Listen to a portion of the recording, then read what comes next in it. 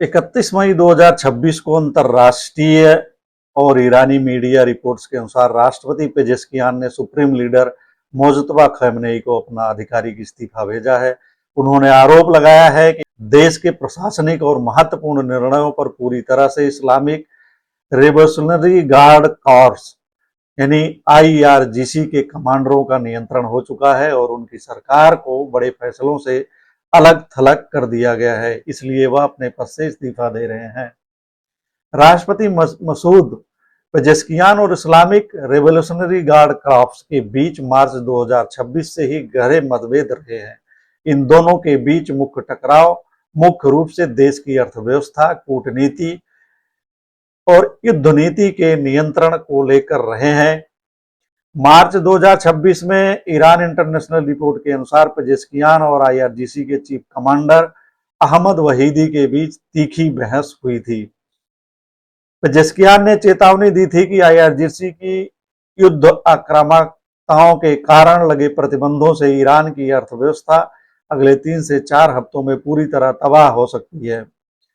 7 मार्च 2026 को राष्ट्रपति ने एक वीडियो संदेश जारी कर सशस्त्र बलों द्वारा पड़ोसी देशों पर किए गए हमलों के लिए माफी मांगी थी, जिससे सैन्य कमान बेहद नाराज थी। अप्रैल 2026 में पेजेस्कियान ने हुसैन देहगान को नया खुफिया मंत्री नियुक्त करना चाहा था। आईआरजीसी कमांडर अहमद वहीदी ने युद्धकालीन आपातकाल का हवाला देकर राष्ट्रपति के इस फैसले को पलट दिया था और खुफिया पदों पर अपनी मर्जी के सैन्य अधिकारियों को बैठा दिया था। इस कदम ने राष्ट्रपति को उनके ही प्रशासनिक तंत्र में पूरी तरह असहाय, एक तरह से पॉलिटिकल डेडलॉक बना दिया था।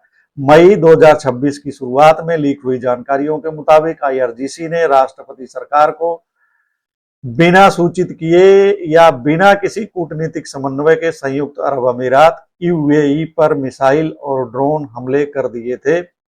इस पर राष्ट्रपति पेजेस्कियान ने भारी नाराजगी व्यक्त करते हुए आईआरजीसी के इस रवैये को पूरी तरह गैर जिम्मेदाराना और क्षेत्रीय देशों के साथ तनाव बढ़ाने को पागलपन करार दिया था। पेजेस्कियान का आरोप था कि उनके विदेश मंत्री अब्बास अरागची राष्ट्रपति कार्यालय के निर्देशों की अनदेखी कर सीधे आईआरजीसी कमांडर अहमद वहीदी के सहायक के रूप में काम कर रहे थे।